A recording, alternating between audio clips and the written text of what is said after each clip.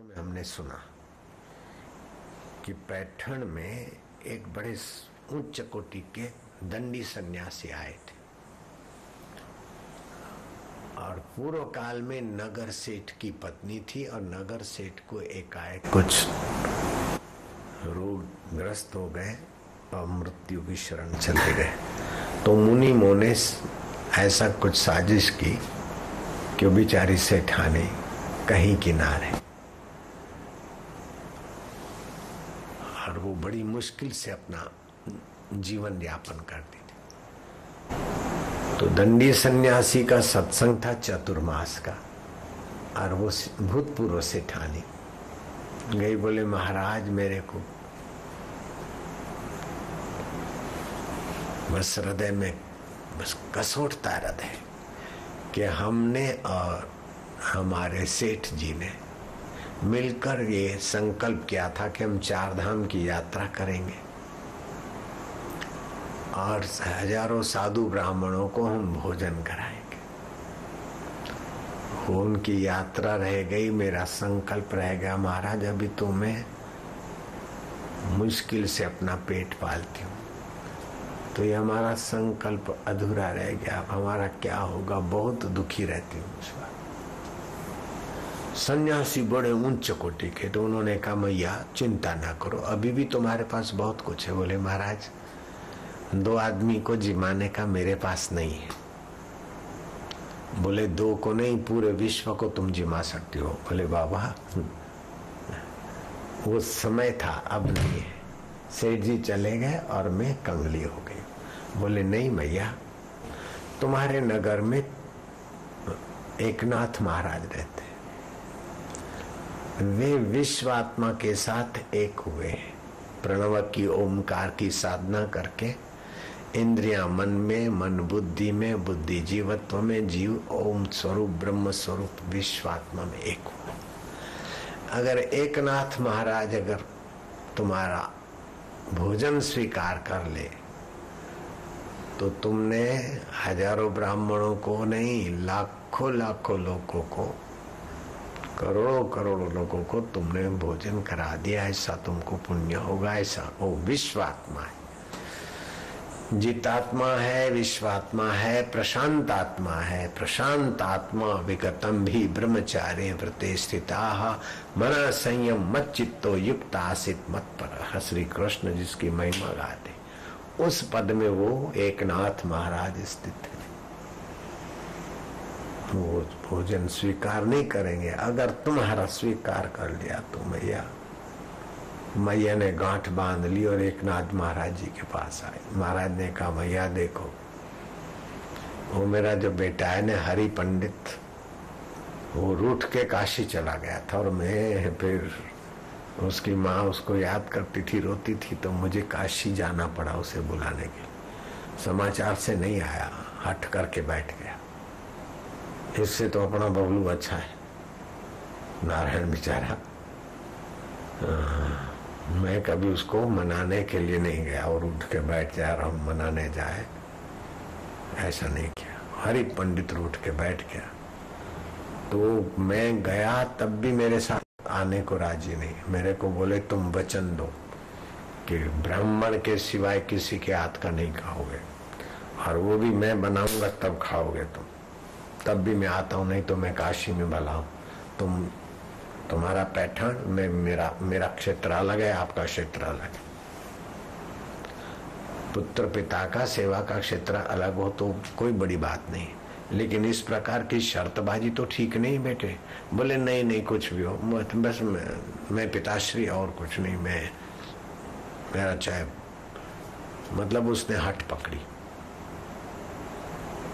अपना बबलू ऐसी हट नहीं पकड़ सकता, उसके बाप का राज नहीं चलता। तो मैं अपने बेटे को वचन दे आया हूँ हरि पंडित को कि मैं ब्राह्मण के सिवाय किसी के हाथ का नहीं खाऊं, और तुम बनाओगे तो खाऊंगा। तभी वही बनाता है। हाँ, तुम एक उपाय है, तुम कच्चा सीधा, हम तुम्हारे घर आए, कच्चा सीधा देना और वो बना लेगा। बोले महाराज मेरा संकल्प था मैं अपने हाथों से कुछ बनाऊं वरना। तो बोले देखो ऐसा करो कुछ कोई चीज बना लेना। और हम भोजन करने बैठे और भोजन करते करते आधे से ज्यादा भोजन हो जाए उस समय एकाएक बावरी होकर भोली भक्तानी होकर महाराज महाराज ये कर, ऐसे करके हमारे दोनों प्रतल में डाल देना। वो हरि पंडित रूठेगा उछलेगा कूदेगा वो फिर मैं संभाल लूंगा। देख लो संतों की युक्ति कितनी दया से परवश हो जाते। बेटे को वचन दिया और माई का भला करना है तो ये रास्ता निकाल रहे। बाई ने जो कुछ मुंथाल जो बनाया होगा महाराज जी ये तो रह गया रात। हरि पंडित क्या बेटे भोजन से तो नहीं उठते ये क्या किया था भाई ये क्या बोले इसमें पानी तो नहीं डाला। बोले नहीं महाराज मैं मुंथाल में पानी कैसे डाल। बेटे ये पक्की रसोई है। पक्की रसोई तो भगत की कभी ठाकुर जी को भी भोग लग जाता है। गलती तो हो गई मैया तुम्हारी लेकिन अब उन्होंने गलती की बेटा तू भी गलती करेगा पत्तल से उठेगा ये तो ठीक नहीं। भाई का संकल्प बेटे जैसे तैसे बेटे को बेटे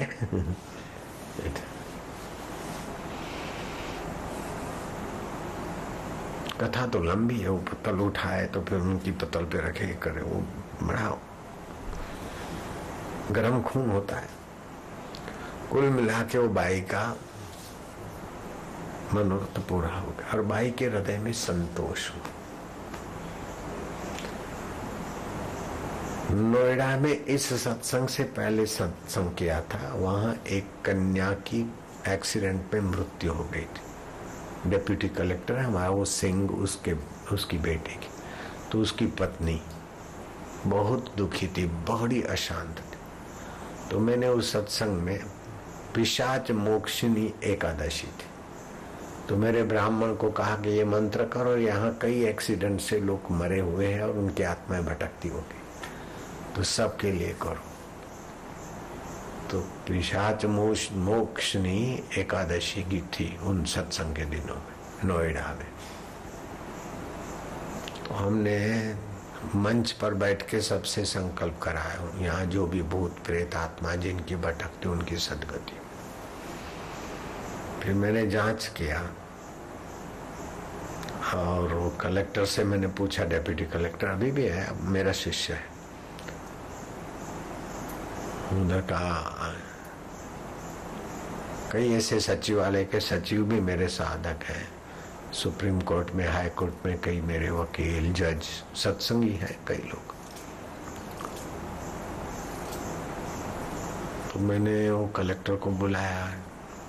मैं क्या वो कन्या की सदगति हो गई है तुम्हारी पत्नी के चेहरे पर चमक आई कि नहीं खुशी आई कि नहीं। हाँ बोले बापूजी लगा कुछ ऐसा झटका सा जैसे बोझा हट गया।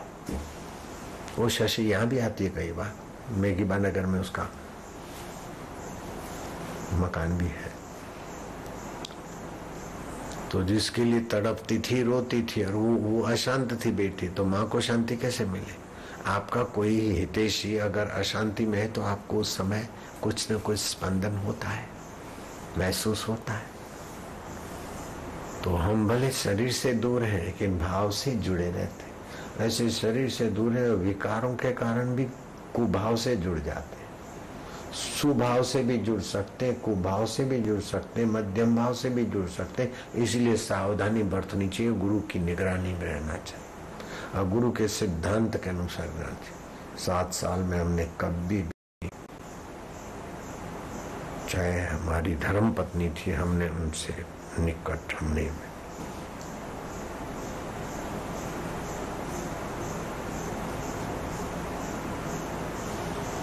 मर्यादा तो मर्यादा होती। अभी भी महिला आश्रम में हम ज्यादा देर नहीं जाते। बहुत आग्रह करते तो गाड़ी में ही चक्कर मार लेते।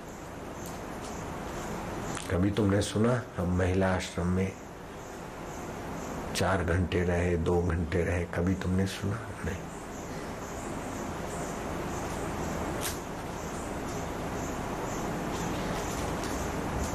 अथवा नारायण की माँ आई और वाटिका में आके मेरे साथ रही अथवा मैं उसकी वाटिका में जाकर रहा कई वर्षों ऐसा कोई जरूरत नहीं। हालांकि संयम में उसका वो भी कम नहीं है, संयम ही है। वो मेरे साथ रहे फिर भी संयम से रह सकते हैं, जैसे गांधी जी और मिसिस गांधी जी। तभी भी हम लोग दूर रहने में दूसरों के लिए मार्गदर्शन दें। तो मेरे गुरु जी की वो बात मुझे अभी भी याद है कि वो भंवर में जाता है, निकल आता है, लेकिन कभी फंस भी सकता है, अपन जाना ही नहीं।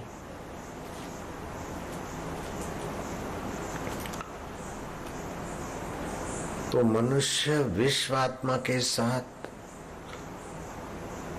अपने जीवात्मा को एकाकार करने की योग्यता वाला, देखने, सुनने, सूंघने, स्पर्श करने के इन 5 विकारों में से किसी विकार के आकर्षण से मन में भरा है तो तबाही कर लेता है, फिर चाहे मंदिर में हो। नरो नाम की कन्या ने तो देखते देखते ठाकुर जी में ये भाव किया कि आप वल्लभाचार्य का दूध कटोरा उठाकर पी सकते तो मेरा गिलास आप नहीं उठा सकते।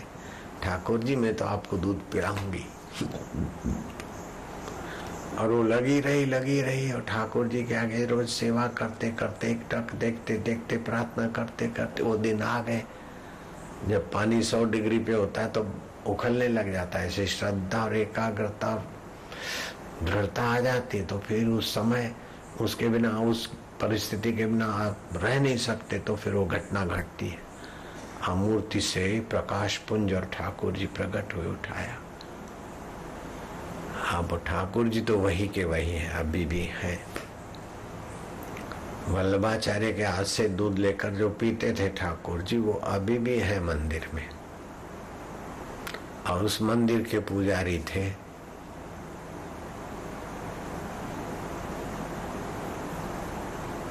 वो पूजा करते थे। वल्लभाचार्य के हाथ से तो ठाकुर जी ने दूध लेके पिया। नरो नाम की कन्या ने घर पे ठाकुर जी को प्रकट करके दूध पिलाया। हंसा नाम की एक युवती आती थी मंदिर में और पुजारी की नजर, दामोदर लाल जी पुजारी का नाम था, उसकी नजर उस युवती पर थी। थोड़ी बातचीत करते करते ऐसा गिरा कि ठाकुर जी के श्रीमुख के मंडल में जो कुछ मुकुट लगाया चढ़ाया जाता था मस्तक में, उसमें से 1 लाख रुपए का उस समय का हीरा वो लेके और उस लड़की को लेके भाग गया। अब भगवान तो वही के वही, उसी भगवान ने वल्लभाचार्य के हाथ से दूध लेकर पिया और उसी भगवान के मुकुट का हीरा चुरा कर उसका कुछ होगा। मैंने कई बार बोला, अभी स्मृति नहीं। तो आदमी जो छोटे विचार को महत्व देता है त्यों धीरे धीरे धीरे धीरे पतन के खाई में, और जो वफादारी से सेवा को महत्व देता है त्यों त्यों त्यों त्यों त्यों त्यों त्यों उन्नति के शिखर पर चढ़ जाता है। अपनी योग्यता चाहे अभी कुछ भी ना हो, लेकिन जो योग्यता है ईश्वर की प्रीति के लिए, धर्म की सेवा रक्षा के लिए, उस योग्यता को ठीक ढंग से उपयोग में लाते योग्यता का विकास हो जाएगा। कौन सा प्रमाण पत्र है, अपने जो बच्चे सेवा करते हैं, बच्चियां सेवा करते हैं, उनके पास कोई डिग्रियां हैं इसीलिए सेवा में सफल हो रहे, नहीं। तत्परता है तो सफल होंगे, और तत्परता नहीं है तो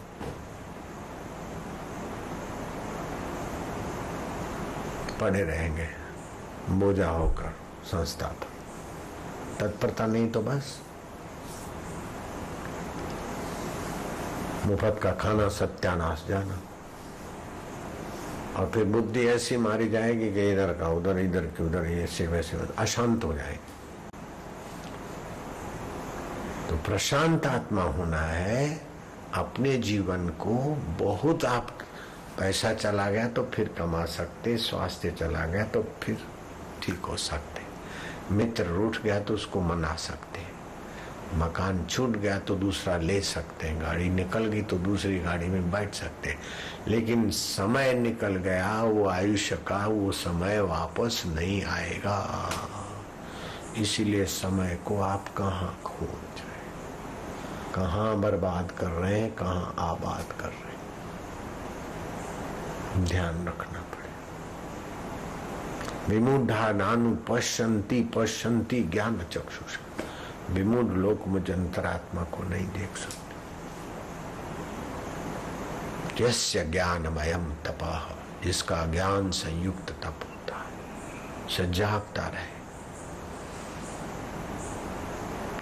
तो एक पहर प्रणव का जप, एक पहर शास्त्र अध्ययन, एक पहर सतगुरु की सेवा सानिध्य और एक पहर ध्यान समाधि, अगर ऐसा सतत हो जाए तो साक्षात्कार, तो ईश्वर प्राप्ति तो घर की चीज हो जाती।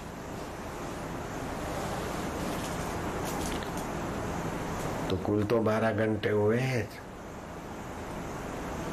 6 घंटे सो 18 घंटे, फिर भी 6 घंटे दूसरे तो सेवा के लिए हो सकते। तो 3 घंटे गुरु की सेवा और 6 घंटे, 9 घंटे से ज्यादा सेवा है क्या अपने पास? गपसप लगा के तबाह हो जाना वो अलग बात है, लेकिन अपना कल्याण करना अलग बात है। जिसको जो माहौल मिलता है, सुविधा मिलती है, अधिकार मिलता है, उसका सदुपयोग नहीं करता, वो वहां से गिर जाता है, पतित हो जाएगा। मेरे को गुरु का आश्रम मिला, अगर मैं गुरु के आश्रम के माहौल का सदुपयोग नहीं करता तो मैं गिर जाता। सदुपयोग किया तो कई गुना मुझे फायदा मिला। तो आपको जो पद मिला है, जो सेवा मिली है, जो वातावरण मिला है, जो माहौल मिला है, उसका आप अधिकार का दुरुपयोग ना करें। संस्था के या सरकार के या किसी भी साहब के आप उदारता का दुरुपयोग ना करें, आप समय का और व्यवहार का सदुपयोग करें। सदुपयोग करेंगे तो आपकी सदगति उन्नति होगी, दुरुपयोग करेंगे तो आपकी ही दुर्गति होगी। आपको जो मिला है उसका दुरुपयोग ना हो। अरे पढ़ाई ज्यादा, थोड़ा गिर गया तो क्या नहीं। घनश्याम बिरला ने धड़ाक से दिवाली की रात को अपने मंगनी किए हुए बेटे को ऐसा थप्पड़ ठोक गई कि बेटे का ससुरा देखते रह गया। बोले क्या कर रहे हैं? बोले दिया जलाते जलाते एक दिया सली बुझ गई, दूसरी तीसरी जला रहा है। बोले तो आपको क्या टोटा है दिवाली की रात में? टोटा नहीं, लेकिन जो दिया सलाई नहीं संभाल सकता वो मेरा इतना कैसे संभालेगा? तो वस्तु का दुरुपयोग ना हो, समय का दुरुपयोग ना हो, विचारों का दुरुपयोग ना हो, इसी का नाम है सजगता। दुरुपयोग हुआ, मोबाइल भेज से उससे बात करना, ऐसे वैसे से बात करना, धीरे धीरे धीरे धीरे अपने पद का सदुपयोग नहीं हुआ। अच्छे लोगों का मैंने देखा पतन, लेकिन उनके पतन में अगर कुटुंबी सहायक होते तो कुटुंबियों का पतन होता। लेकिन कुटुंबी समझदार है तो कुटुंबी तो बचे, लेकिन वो सज्जन भी बचे। गिरे तो सही पद से, लेकिन इतना नहीं गिरा। अभी भी कृपा का, दया का एक पात्र बने तो बड़ी बात है। रुपया गिर गया तो बड़ी बात नहीं, स्वास्थ्य गिर गया तो बड़ी बात नहीं। गुरु के हृदय से नहीं गिरना चाहिए, भगवत कृपा से नहीं गिरना चाहिए। भगवत प्रसाद या भगवान की कृपा होती है तभी तत्वजा मति बनती, और तत्वजा मति बनाने वाले गुरु के प्रति श्रद्धा अडिग रहती। ईश कृपा बिना गुरु नहीं, गुरु बिना नहीं ज्ञान, ज्ञान बिना आत्मा नहीं, गावई वेद पुरा।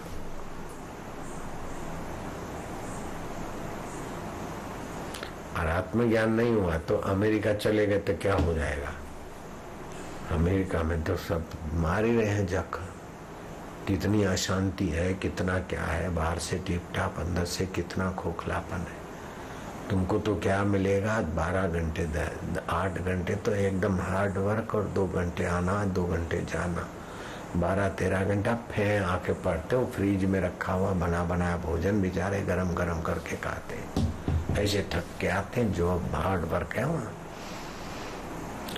और फिर छुट्टी के दिन घास काटो, और इतने टैक्स और ये वो कि कमाते कमाते जिंदगी पूरी हो जाए। $1 लाख $2 लाख इकट्ठे हुए या $10 लाख, आखिर क्या?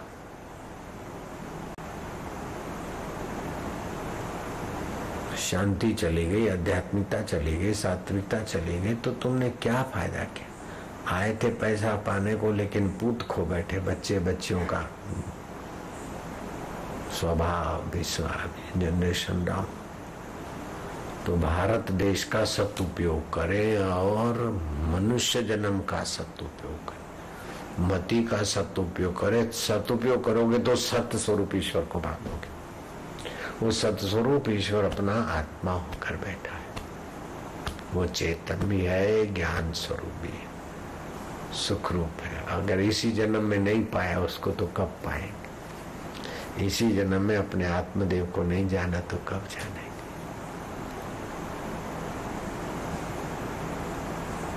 हा ही तो कई जन्मों में करते रहे। अब की बिछड़ी कब मिले, जुदा जाए पड़ेगी दूर। हे मती, अभी जो तू परमात्मा से बिछड़ी तो फिर कब मिलेगी? भैंस के आगे बापू आ जाए तो क्या कर देगी? मनुष्य ही संत को पहचान सकता, और मनुष्य शरीर ही नहीं, मनुष्यता का सद्गुण हो तब संत को पहचानेगा। शंकराचार्य ने कहा, एतदि त्रयम दुर्लभम।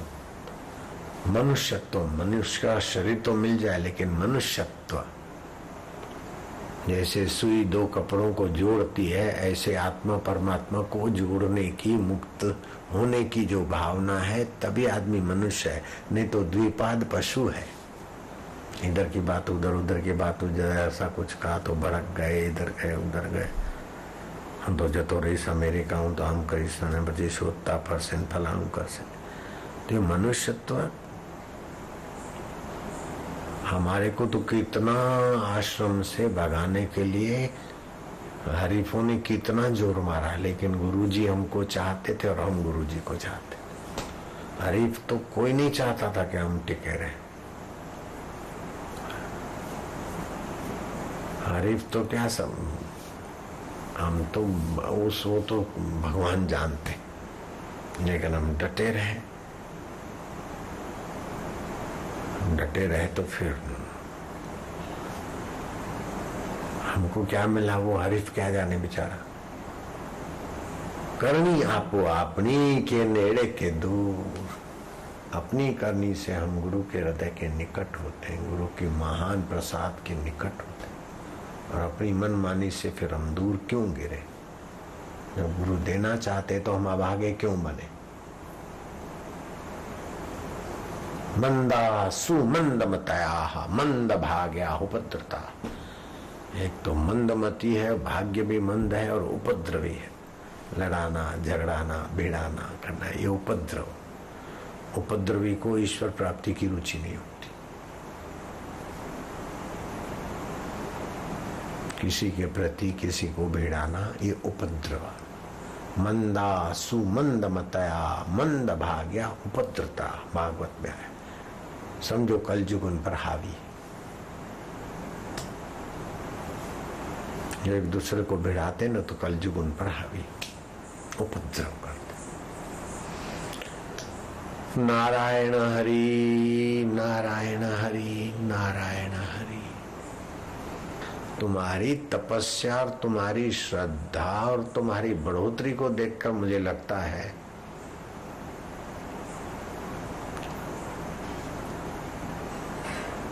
हम भी कम नहीं, लेकिन हमारे श्रद्धालु साधक भी कम नहीं है।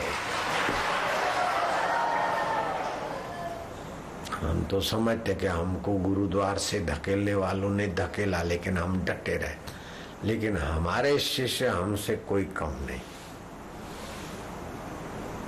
हमको तो 10 पांचों ने भगाया, 25-50 ने आश्रमवासियों ने भगाने की कोशिश की। वो कितने अभागे रहे होंगे कि गुरु की रोटी खाते और गुरु के द्वार से दूसरे को भगाने के लिए कोशिश करते, खुद भागने की कोशिश करते या किसी को भगाने की कोशिश करते, तो उन पर कलयुग कितना हावी हो गया होगा। तो कोशिश करते थे मैं भाग जाऊं। मैं तो नहीं भागा, वे भाग गए।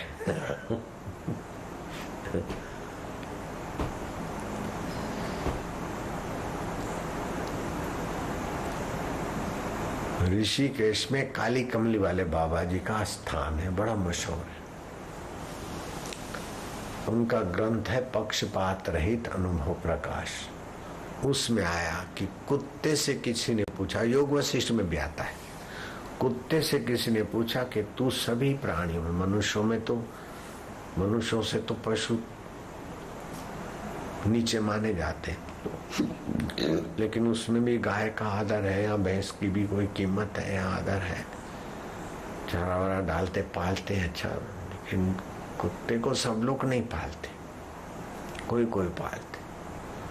और कई लोग तो समझते हैं कि कुत्ते को आश्रम में, मंदिर में और राज दरबार में कुत्ते का प्रवेश निषिद्ध है,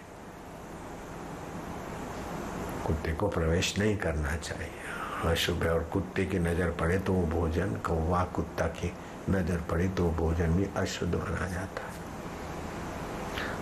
जैसे श्राद्ध के भोजन में किसी पामर की, विश्वासघाती की, गुरुद्रोही की, गुरु निंदक की नजर पड़ी श्राद्ध के अन्न पर, वो श्राद्ध अपवित्र माना जाता है, उनको पितर और देवता स्वीकार नहीं करते।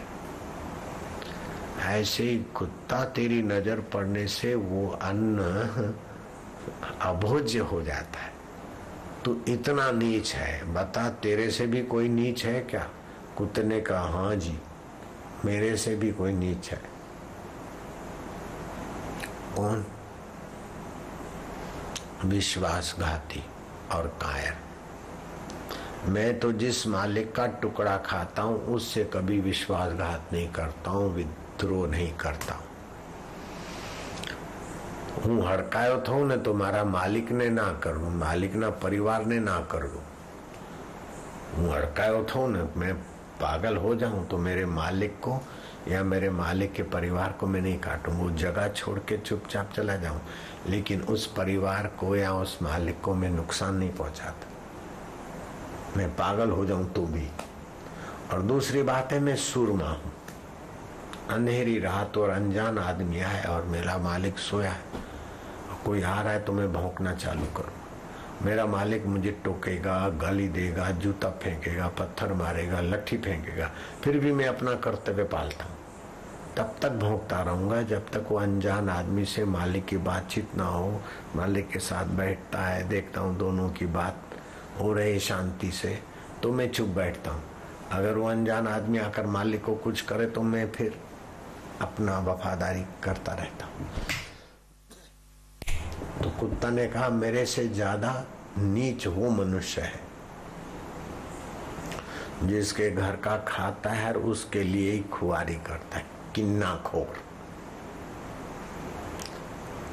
वो गद्दार नीच है मुझसे, जहाँ टुकड़ा खाते हैं और उनकी निंदा करते हैं या वहां से दूसरों को भगाते हैं, वो मेरे से ज्यादा नीच है। तो ऐसे नीच लोग मेरे पीछे पड़े थे, लेकिन उन नीच लोगों के चक्कर में हम नहीं आए थे।